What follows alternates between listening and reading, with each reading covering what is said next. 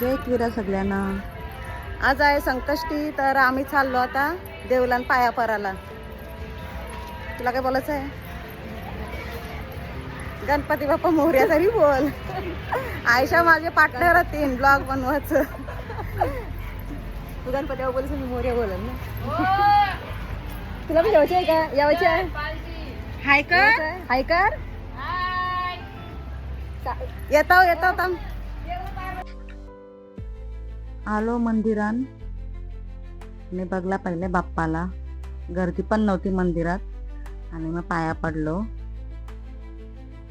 जाम बरा वाटला. बाप्पाचे चरणी येऊन पाया पडलो. लांबून नाही पडलो, जवळून पडलो. कोण नव्हता म्हणून आतमध्ये जाऊन पाया पडलो. बरा वाटला.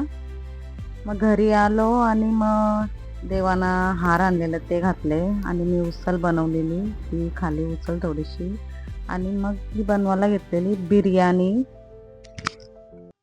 डाळ भात भाजी आपण नेहमी नेहमी खातो, तर आज विचार केला तर काहीतरी वेगळा बनवते म्हणून बिर्याणी बनवायला घेतली व्हेजवाली. आणि याची झाली ग्रेव्ही तयार आणि बाजूला भात पण रेडी होता. भात मस्त असा बनवला सुटसुटा, मस्त झालेला तांदूळ त्याचा एकदम लांब लांब झालेलं. मग याच्यावरती टाकायला घेतला मी सगळा. मग भाताच्या वरती टाकला.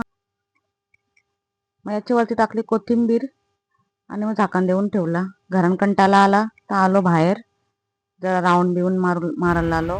कंटाळा आला तर गार्डन मध्ये आलो. वॉकिंग करता वया मस्त गवतावं थंड थंड बिना चपलाचे. आंब्याच्या झाडाला रास आंबा आले. सीझन तर नाही आंब्याचा, पण तरी आंबा आले मोठं मोठं. घरी आलो. आरतीचा टाइम झाला. मग आरतीची तयारी करायला घेतली आम्ही. आजची संकष्टी खूप भक्तिभावाने पार पडली. गणपती बाप्पा सगळ्यांच्या घरात सुख शांती आणि आरोग्य दे हीच प्रार्थना. माझा हा व्लॉग शेवटपर्यंत पाहिल्याबद्दल खूप खूप धन्यवाद. व्लॉग आवडला असेल तर लाईक करा, कमेंट मध्ये गणपती बाप्पा मोरया लिहा आणि चॅनलला सबस्क्राईब करायला विसरू नका. पुढच्या व्लॉग मध्ये पुन्हा भेटू. गणपती बाप्पा मोरया, मंगलमूर्ती मोरया. तोपर्यंत बाय.